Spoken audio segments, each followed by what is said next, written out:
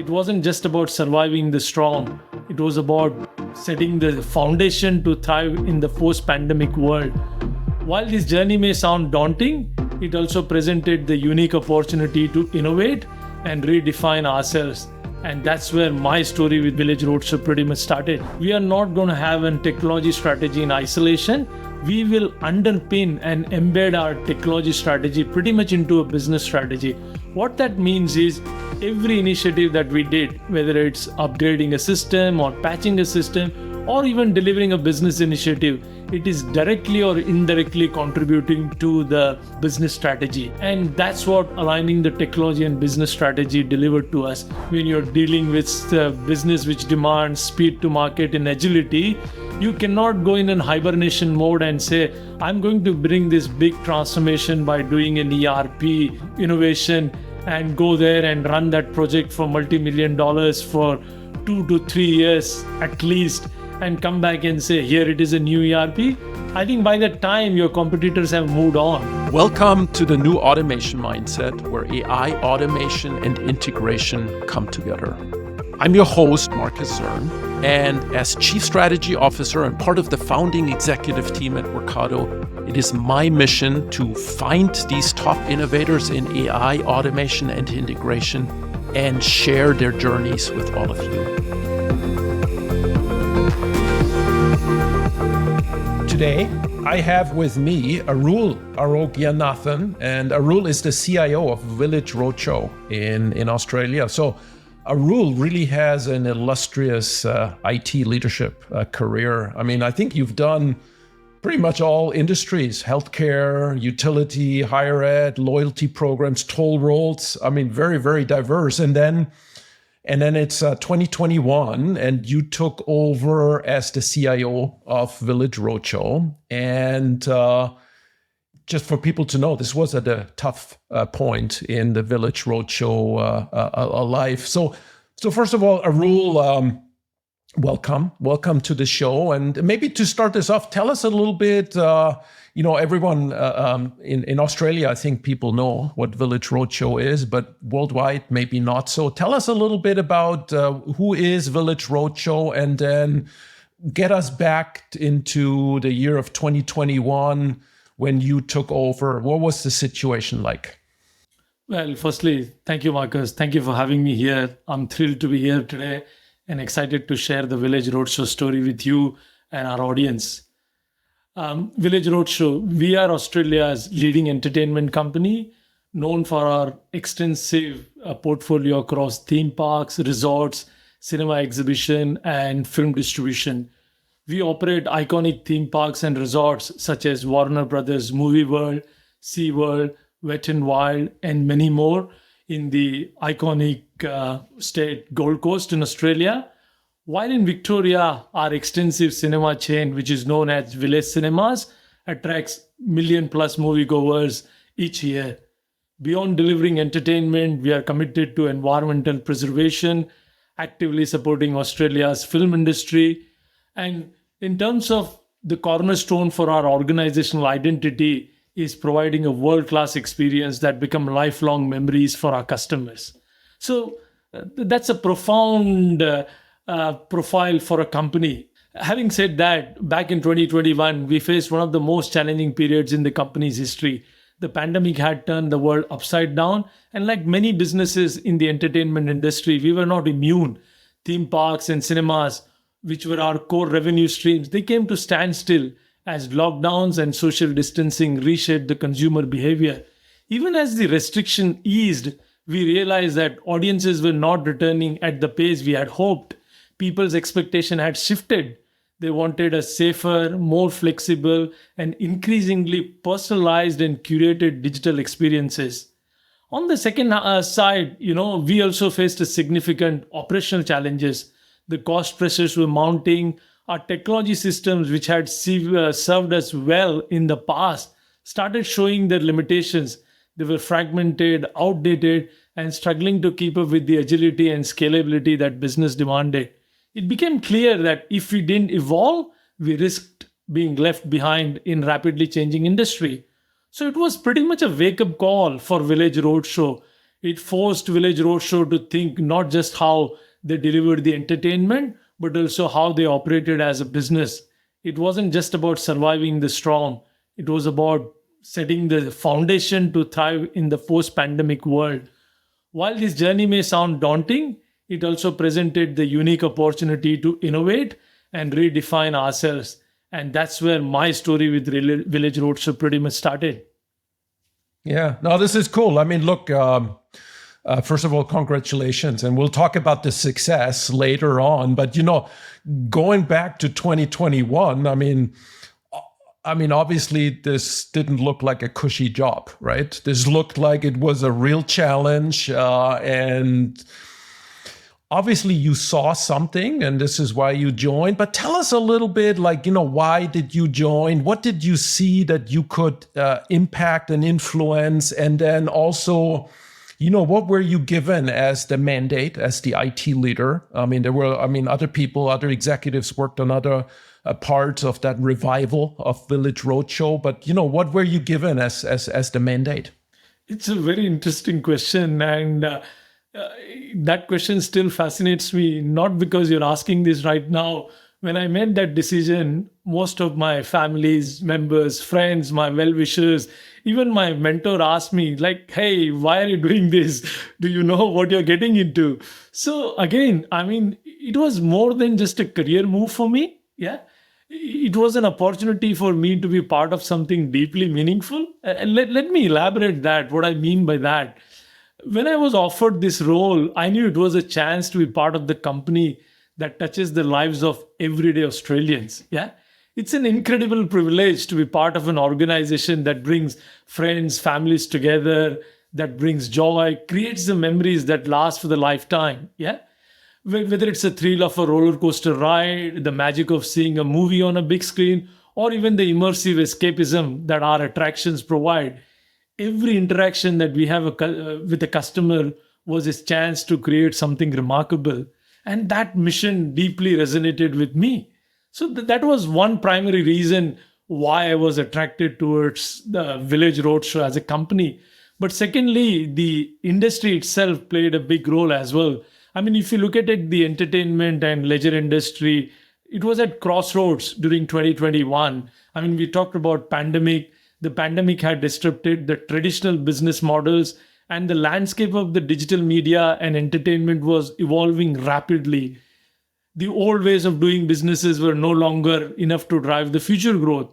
This called for a strategic and operational reinvention, not just to recover from the crisis, but to reimagine how we engage our audiences and increasingly digitally and connected world that we were living in. Yeah. So that's pretty much what drove me to the Village Roadshow, the challenge of leading this reinvention through technology. I always believed that technology is not just a tool, but a transformative force that can unlock new opportunities, enable innovation, connect with the people in a way that truly matters. This pretty much, again, as I said, aligned perfectly with my values. Even today, after 3 years, I wake up every day inspired by the idea of making a difference and contributing something larger than just myself. Yeah. If I go back to the second part of your question, which was about the mandate, as an IT leader, as a CIO of the company, the mandate was pretty clear, but it was quite ambitious, I must admit. Yeah. To help and revive and future-proof the company by driving the innovation, streamlining the operation, optimizing the cost, and enabling the agility that needed to thrive us in a new era. I don't think that was an easy task. And in hindsight, even I'm doubting my decision-making ability when I made that decision. But my role wasn't just about the technology. It was about transforming the how technology could serve the business and our customers. I was tasked with modernizing our technology landscape, building more resilient and scalable foundation, and more importantly, aligning IT as a strategic partner to the business rather than being a back office function. So that were some of the key mandates that were agreed as a screening process, interview process. And during my first 100 days at Village, that's what we came to an agreement. Well, first of all, congratulations for making that brave step and then succeeding. It's kind of funny. I mean, I have, when I joined Workato on the founding team early on, we were 5 people.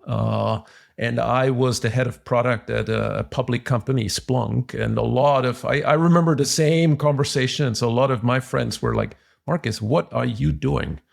And to me, look, best decision I ever made in my life, of course. But, sometimes got to take a risk and do it. So that's awesome. So let's deep dive a little bit into some of this, what you saw. I mean, you already alluded to one, that collaboration between business and IT, right? I think when we talked, there were other things like automation and also being like more federated in an IT setting. But talk us a little bit like what you, from your years in IT, had in your mind, what maybe you've seen as successful or maybe not so successful in other companies, and what you wanted to contribute there to Village Roadshow. Let's maybe start with the business IT collaboration, because that is one that's, it's for the ages. It's very easily said and it's very difficult to get right.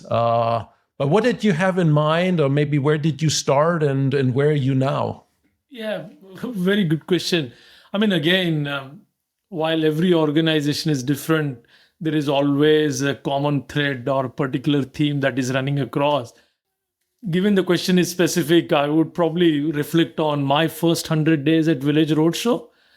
I spent a considerable amount in that 100 days just collaborating with the business, collaborating with the team to understand. And if I reflect upon that, what truly the business needed from IT and what were the gaps that were holding us back as an IT department, that's where I spent a lot of the time.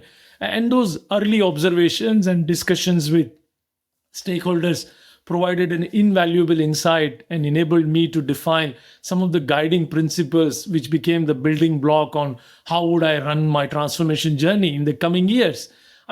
If you look at it, any organization, and again, we're talking about Village Roadshow, if you look at what would a business want, the top 3 things from an IT, and the common theme or common element that came across with my multiple stakeholder interview was, number 1, they wanted us to do more with less. Yeah. They needed us to maximize the output while minimizing the resourcing. They expected us to deliver a greater value, optimize the cost, and enhance the efficiency. That's probably every stakeholder I heard. That's what they wanted. The second thing they wanted was, can you deliver things faster and cheaper? Yeah. So the demand for the speed, the cost efficiency was critical in every interview that I conducted with the stakeholders. And staying competitive and responding swiftly to the market changes, that's something they wanted. The last but not least, every leader, every exec, they ask for one thing, is an ability to adapt to the changing priorities. So agility was a paramount for them. The business needed IT to be flexible enough to pivot quickly and respond to evolving priorities and requirements. So while this is what business wanted, what was stopping us? I very quickly realized there were some of the systematic flaws in the way that we engage with the business. Yeah, it was mostly transactional in nature. Or even if you look at the delivery model, how we delivered, it was pretty much kind of transactional and offline. We talk to you once in a year, you tell us what you want, and we go and we have our own agenda, our technology roadmap versus business roadmap, or technology strategy versus business strategy. There was a significant disconnect between the business and IT strategies. And I realized these were the roadblocks. And if you cannot clear those, you cannot achieve what business wants. So pretty much I had to come up with the guiding principles. If business wants to do more with less, what can we do? How can we democratize the delivery? How can we collaborate and integrate rather than IT versus business into one particular team? So if I have to outline probably 3 principles for foundation of my transformation journey, I would pretty much call automation, integration, and collaboration. And if I have to elaborate that, when you want to do more with less, what it means is you want to actually get your key resources focusing on the strategic things.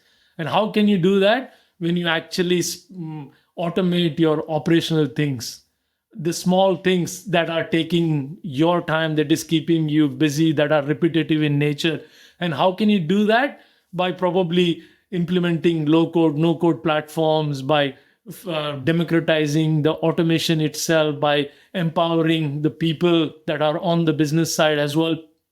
So probably to do more with less, we prioritize automation by streamlining key repetitive processes. We freed up resources by doing that, which can focus on more strategic, high value initiatives. And this principle not only reduce the operational overhead, but also empowered the teams to tackle the higher impact challenges. So automation was very key to streamlining operations and achieving efficiency. The second thing was delivering things faster and cheaper. Again, when you want to deliver things faster and cheaper, how can you do that? It was pretty much coming down to the delivery methodology. Why don't we, rather than operating in silos as an IT versus business, we create a fusion team called integration, integrated business IT fusion team. And that is the key to delivering faster and cheaper initiatives. This disconnect which existed between business and IT highlighted the need for integration. So we formed the business integrated fusion teams, bringing them together, and we pretty much created the frameworks that would put us, the people, the empowered team, into power, and they can manage what it takes to deliver those. So those integrated efforts eliminated the silos, accelerated the delivery timelines, and optimized the cost. The last thing I mentioned about was adapting to the changing priorities. Yeah. I mean, keeping up with the market condition, keeping up with the business changes and everything. And again, that was rooted into the disconnect between the business and IT challenges. So how do we bring that connection? So we pretty much decided that we are not going to have a technology strategy in isolation. We will underpin and embed our technology strategy pretty much into a business strategy. What that means is every initiative that we did, whether it's upgrading a system or patching a system or even delivering a business initiative, it is directly or indirectly contributing to the business strategy. Yeah. And that's what aligning the technology and business strategy delivered to us. What I mean by that is, again, creating a frameworks where we do a joint planning session, joint execution session, and ensuring that focus is on the right initiative at the right time. And that's how the businesses can remain agile and quickly adapt to the changing and business priorities and market conditions. So those were probably three foundations, I would say, foundational principles based on which I said I need to build my transformation journey. Hopefully that answers your question. Yeah, no, totally does. I mean, it's kind of interesting, when we started Workado, one of the things, the missions we had, we always saw in integration automation, we saw a bottleneck. We saw a bottleneck where people, the business was asking for a lot of things and IT just wasn't fast enough to respond. And it is interesting to see. I've now, over this 10-year journey of Workado, I've found that it's always these special situations that sharpen your mind. When everything is working fine, people, are not disposed to change. People, I mean, you're obviously more comfortable just keeping going unless you're going. But then when two situations, either when you have, like, you're like here in Silicon Valley and a company starts and is now growing like crazy, like Slack was one of our customers, you have to question like your traditional ways of doing it, because you're just growing so fast that you cannot, the normal way of operating like a central IT team and so on, it's just not gonna do it. I mean, it's not enough. It seems like you had a very special situation where you had obviously, COVID happen, the pandemic happened, so that created a very sharpened sense. And then you also had that opportunity with the more digital entertainment, which was a growth opportunity, both coming together. And I can totally see how you just have to question all the traditional ways of doing it.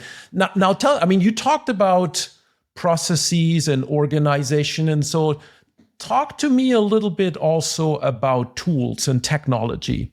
Because what we've seen in, again, when things are fine, especially in our domain, like integration and middleware and so on, people tend on getting quite a bit of an inventory of tools. There's obviously always something a little better than the other, and then you get like a really good streaming tool and a really good ETL tool, and then an amazing workflow tool, and you have everything gold plated. It's just that it's actually quite complex to run all of this. You have a lot of this. I mean, I think as technologists, we get into this, like, we want the best of everything. How was that at Village Roadshow? I mean, I can imagine with cost being an issue, you got to rethink there too, right? Yeah, absolutely. And it's a very candid observation. Not many IT leaders want to talk about it. And I must admit that we all at some point have fallen into the trap of selecting what we perceive as the best tool for specific narrow purposes. And because we all part of it, we tend to ignore it and move on. On the surface, I mean, again, as you said, like while we all fall into that trap, this seems very logical. After all, who wouldn't want the best solution for each individual need? Yeah. And Village Roadshow wasn't any different. Over the time, it had accumulated a large portfolio of high-end specialized technologies, each solving unique problems. But the challenges with this approach that often leads to complexity, redundancy, inefficiency across the organization.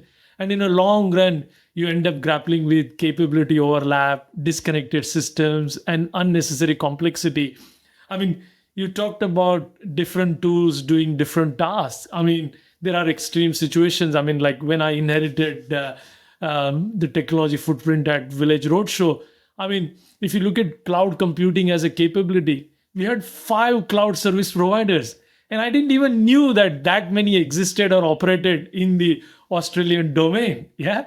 I mean, I can give you another example, like feedback management as a capability. We had 6 different survey tools exclusively focused for the staff, and that too, like one for the permanent, one for the contingent, one for customer, one for the generic customer versus one for the loyalty members, many more. The list is long. I mean, if I have to summarize what I inherited or what the technology stack looked like in one sentence, I would describe it as a collection of best-in-class isolated systems rather than an interconnected fit-for-purpose ecosystem.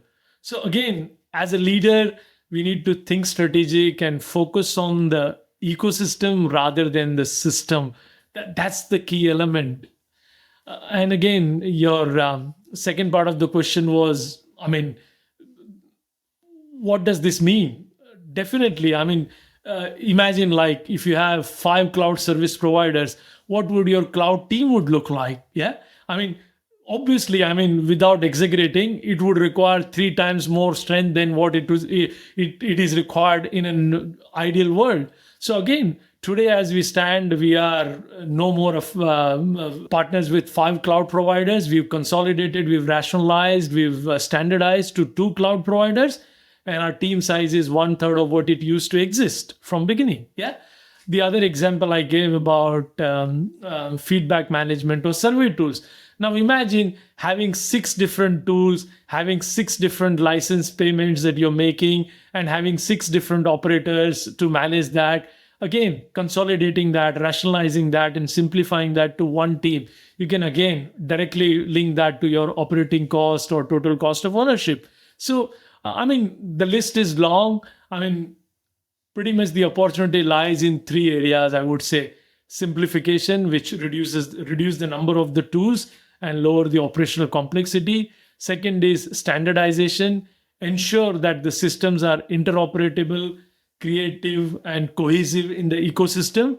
And rationalization. Eliminate the redundancies, consolidate capabilities, and focus on the solution that align with the strategic goals. That's pretty much what I would say. I mean, while these are very tangible benefits, in hindsight, I can say that there was one more intangible opportunity that I saw, that was pretty much the cultural shift. What I mean by that is consolidating and simplifying the tools. That what that meant for us, breaking down the silos, yeah, encouraging the teams to collaborate more effectively, yeah. It shifted the perception of IT from being a support function to a strategic enabler of a business innovation. So that's what one of the intangible opportunities that we discovered going through this particular exercise. And now we live in a different mindset, the mindset which focuses more around the fit for purpose ecosystem rather than having a world class tools that are in isolation. Yeah, no. I mean, look, in our book, The New Automation Mindset, there's a chapter towards the end that basically introduces what Vijay, our CEO, calls the iPhone analogy, which was really a driver to Workato, where we said, like, look, I mean, if you think about the iPhone, there isn't anything fundamentally new there. We had phones, we had browsers, we had navigation systems, we had cameras, right? And frankly, like a good Nikon SLR is still better than an iPhone camera. But the reality is having all of these things in one kind of easy to use form factor is actually really powerful. And it might, I mean, it's almost like a generational change. First of all, you would need an awful big backpack if you took all the best of breed camera and browser and whatever with you, right? And then at the same time, if you think about social media, that you can take a photo and then put it straight onto your app. Those things they would be really hard to do if it was separate tools. So there is actually, it's not just a cost exercise. It is actually it enables new agility and new innovation. I think by simplifying that. All right, so that's cool. So we talked about the different processes, orgs. We talked about the tool set. You actually came in there, IT transformation, right? Many of the IT transformations that I've seen, and I hope no one is upset with me here, but a lot of them end up being sort of glorified ERP re-implementations.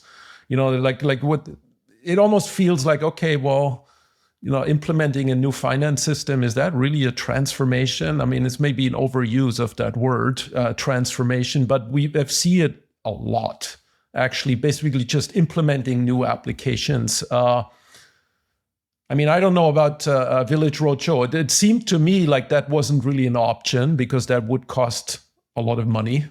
And which you guys didn't have back then. How did you go about transformation? What, like ERP wasn't like the big part, was it?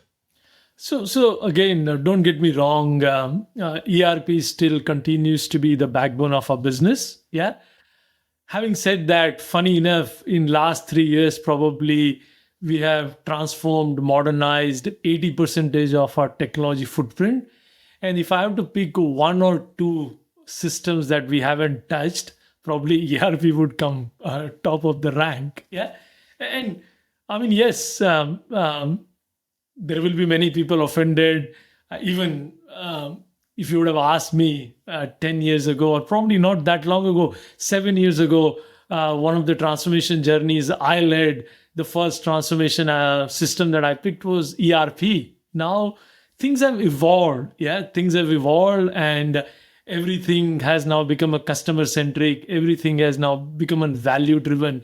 So there is, I mean, no offense to the people who are still doing that and believe in ERP bringing the transformation. Yes, I still believe that, but I think it goes back to the speed to market and the ROI.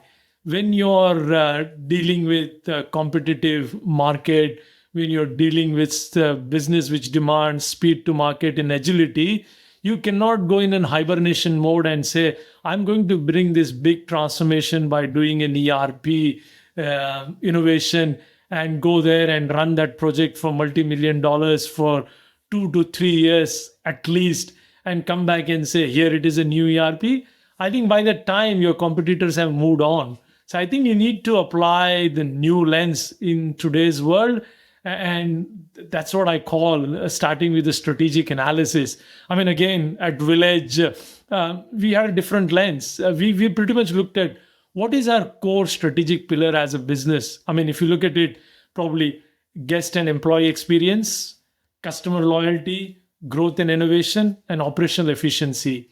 Now, if I go back and start with an ERP transformation for 2 to 3 years, my competitors would have moved on very well ahead of me. So I think we took a different approach, the approach that was more aligned towards the business strategy and delivering tangible and customer centric outcomes. I mean, simply when I say do strategic analysis, what did we go through? We did the deep dive into our operations, and we did a thorough analysis of our value chain, our customer journey map, and our business processes. And we said, let's identify the key opportunities where the digitization, innovation, automation, and self-service could make meaningful impact. The goal was very clear for us. We wanted to eliminate a friction from a customer and employee experience journey. We wanted to elevate the guest and employee experience. We wanted to boost the loyalty. We wanted to drive innovation in a service offering to the customers. And at the end of the day, we wanted to optimize the cost and operational efficiency. So again, how can you do that? We looked at what are the certain touch points that are very recurrent, like browsing a movie or theme parks, or authenticating to our systems as an external customer, or the path to purchase, or even an in-movie or a park experience such as food and beverages services. So we realized these were the more critical and recurring interactions with our guests and our staff. And those were the moments that represented us with an opportunity, not just to meet the expectation, but to exceed them and build the trust and loyalty with the customer. So again, yes, ERP continues to be the backbone, but again, as a business, our focus was more around guest and employee experience, growth and innovation, and customer loyalty. So again, keeping that in mind, we parked the ERP for the time being, and we went through a step-by-step approach. And we would call that as, like, let's define what the vision and what priority looks like. Under that, you could come back and say, how am I going to measure my success? What are the business metrics using which I'm going to measure my success? And the second thing is, we pretty much adopted a philosophy, I would say, of thinking big, but starting very small, failing very fast, and scaling slowly. What I mean by that is, again, with the transformation journeys like ERP and all, when you start, you don't see any outcome for next 2 years, next 3 years. Even you don't realize any milestones that are you in the right direction or not. So again, with our approach, we were like, okay, if you're going to do automation, let's do automation in the pockets at a small scale and realize the value and see what is there. And if we are not doing something right, let's fail fast. And then if you're doing something, let's scale slowly on what we have learned. So that was a philosophy that we adopted. And another critical element was, we talked earlier about selecting the best in class versus fit for purpose technology stack. So we focused pretty much on fit for purpose technology stack, whether it's our ITSM solution, whether our integration platform, whether it's self-service for our loyalty members or whatnot. It is very, very critical that you align the technology selection with your own relative guiding principles and KPIs that you have for your technology, rather than what is best in class. For an example, selecting an integration platform, we knew that cloud first is our strategy, API first is our strategy, SaaS is our strategy, or adopting low code, no code platform is a strategy. So it doesn't make sense for us to go and select a best in class monolithic integration platform. We wanted a nimble SaaS enabled the platform which out of the box gives you low code, no code, or even it gives you probably a very extensive library of pre-built connectors. Yeah. So those were some of the critical things that we kept in consideration while selecting the technology stack. Yeah. And while we are selecting these technology stacks and building your ecosystem and platform, one of the other key components that we kept in mind was building a composable architecture. Yeah, that was central to our strategy. We moved away from monolithic systems and designed modular systems, whether it's RCMS, and whether it's porting a new payment gateway or adding a new digital channel. These things can be made only possible if you have a composable architecture. And I think I focused a lot on the philosophy, I focused a lot on the technology, but I think one critical element that I wouldn't want to miss out is, as I said, the integrated fusion team. I mean, that was key as well, as in like empowering the business team and bringing business and IT team together and trying to democratize that delivery. That's where the power lied. And I would like to close this with one particular statement that everything that we did, we followed one particular ethos: centralized governance and distributed execution. What that meant for us is it kept us compliant with the security standards, it kept us compliant with the organizational priorities, and it kept consistent in everything that we did that aligned with the business strategy. No, that sounds good. So you said two topics I might want to deep dive a little into. You mentioned automation in the pockets.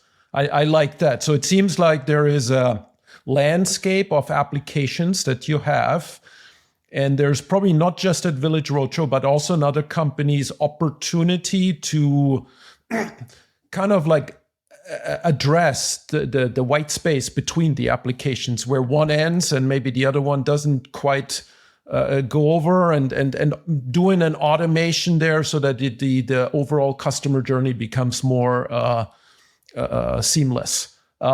You talked about composable architecture, which is almost like a little bit thinking about modules within your applications and then recombining them into workflows and so on. I don't know. Can you, is there a specific example or something? Because some people might still struggle with this. Listeners here, they might go like, oh, I get the putting the ERP system in and I get data integration, but tell me more about what is the composable architecture and this automation in the pockets. Do you have a good example to maybe just drive that home? Yeah, I wish it was easier to explain, but I think having done that not once but multiple times, I would say it is easier to execute. I mean, again, what are we talking about when we refer to something as a composable architecture?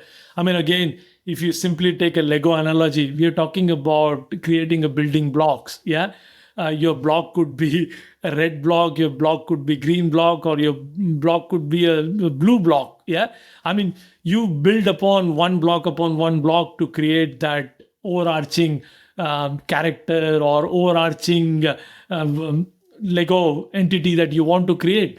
Similarly, applying that same thing and building a technology solution is what composable architecture is.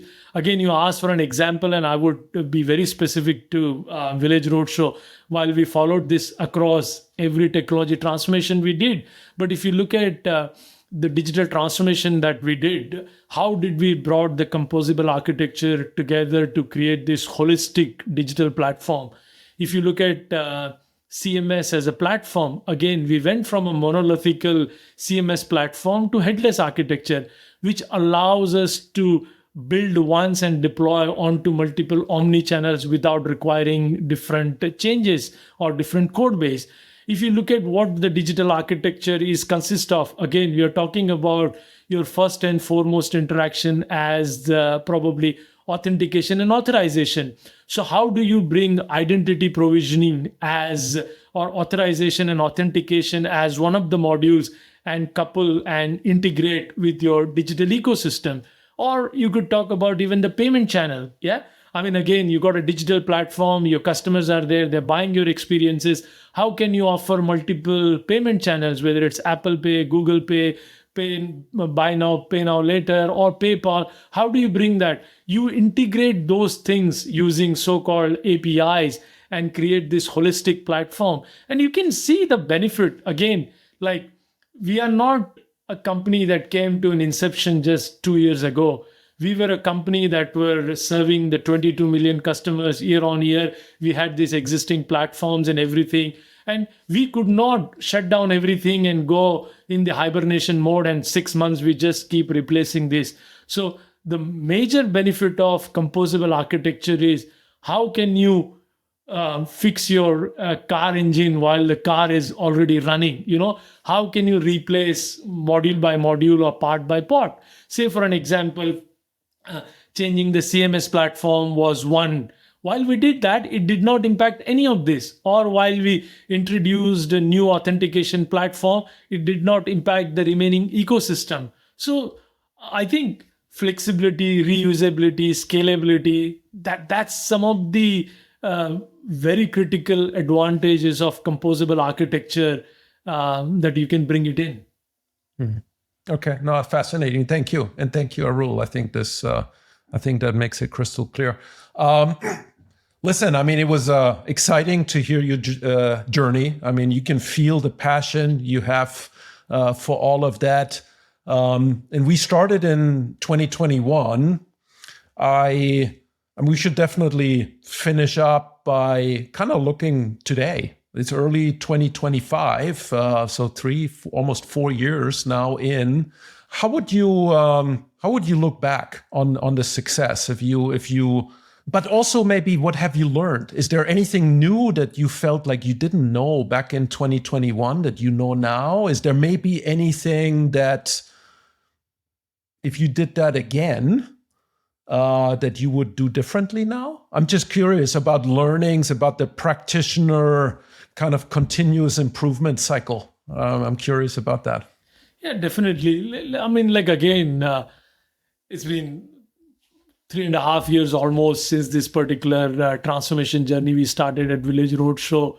And given where we started and where we are today, I'm incredibly proud on the progress that we have made as an organization, we have made as a technology or a business IT team, and the challenges we have overcome. And also the tangible value that we have delivered to the business. And while the success can be assessed in many dimensions, I mean, you can put a technology lens, you can put a business lens, and probably let me walk you through what it may look like from a different lens as well. Again, if I purely apply a technology lens, I earlier mentioned that from where we started to where we are today, probably we have almost 70 to 75% of our technology footprint, technology stack is today as we speak is modern, resilient, and interoperable. Yeah. Whether it's an ITSM tool, whether it's integration platform or CMS, or even our security infrastructure, cloud management, we modernize nearly every facet of the ecosystem. Yeah. We build a technology foundation that is not only robust, but also enables the agility and scalability that business needs to thrive in ever-changing landscape. That's purely coming from a technology lens. Now we apply a business lens, again, what have we done for the business? We have enabled probably 3 to 4 new revenue streams for the business purely by using technology. We've enabled 4 new digital channels, 4 new payment options. The list is long. Again, if you apply the customer experience landscape itself, our web vitality score has gone from 51 to 98. Yeah, that's almost double. Our web traffic has increased by 14%. Our session duration is 21%. Whether it's our employee NPS or customer NPS, that has significantly increased.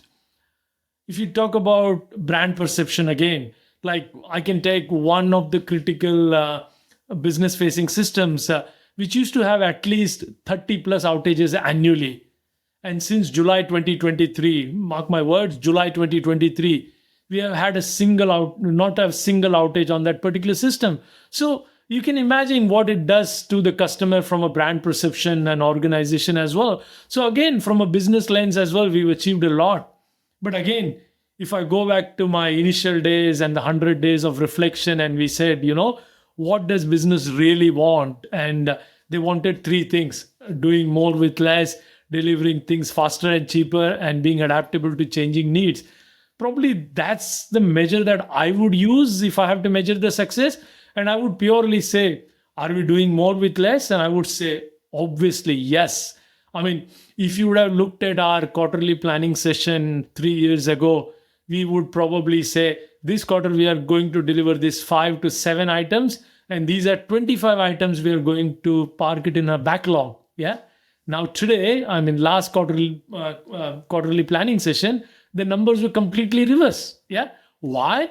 Because we have gone from 5 people being in the center of excellence. Now we are operating as a community of practice. Yeah, we have 25 people divided into 4 or 5 integrated fusion teams. So that's why we are able to deliver more with less. Yeah, we've adopted again the platforms and technologies which are more user friendly. They come with low code, no code platform. We have pretty much put automation into our DNA everywhere, and everything is automated. Like right now, we have about 5 chatbots, 3 external facing, 2 internal facing. So you can imagine how much productivity gain that we are gaining from that. So probably that's one thing, doing more with less. That's one measure. Again, the second thing they asked for was delivering things faster and cheaper. 3.5 years ago, if you wanted something, we had probably a sprint cycle of 3 weeks. Yeah. And we would say, okay, looking at the size of this initiative, probably it will take 2 sprints, 3 sprints. So we are talking about anywhere between 12 to 15 weeks before an initiative gets productionized. Now, with the integrated fusion teams and very good adoption of DevSecOps models and everything, we are talking about on-demand deployment. Yeah, you ask for it, we size it. It could be 3 days, it could be 2 weeks, it could be 1 week. So that's again delivering things faster and cheaper. The last but not least, which was most important, is being adaptable and changing to the business needs. Again, I earlier called out our technology strategy is completely underpinned by the business strategy. We have universal program portfolio. Right now, we have no 2 different program of work, one for technology, one for business. It's everything one in go. Everything looks at delivering a particular business initiative. And as that business initiative, you may have some foundational technical capability that needs to be delivered, or this particular technology capability will become enabler for that particular business initiative.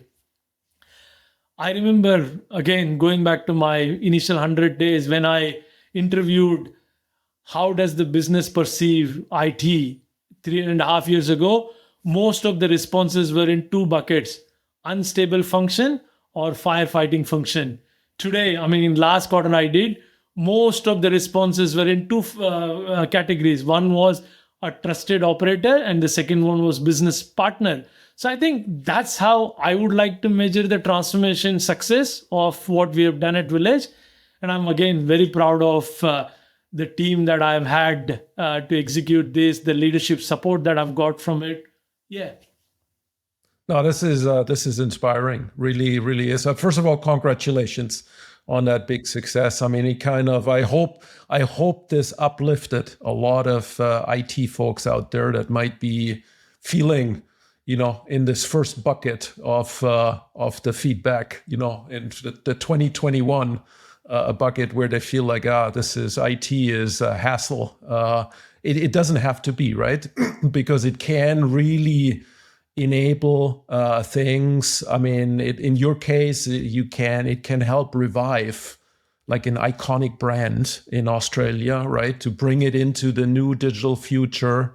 And I mean, I'm very happy for you guys. And I'm also a little proud, I have to say, that Workato to be part of that and kind of help you guys with these things. Because there's now a number of these companies past the pandemic that had some kind of bad things happen to them, and are now reinventing themselves and doing it in a new way, doing it in that modern way, that more federated, that more democratized kind of way, the way where, business and IT do collaborate well together, and where, all the little nitty-gritty stuff is automated. It's inspiring. So, Arul, thank you for taking the time, sharing the story with us and the whole audience. And I hope this inspired a lot of other people out there to embark on a similar story.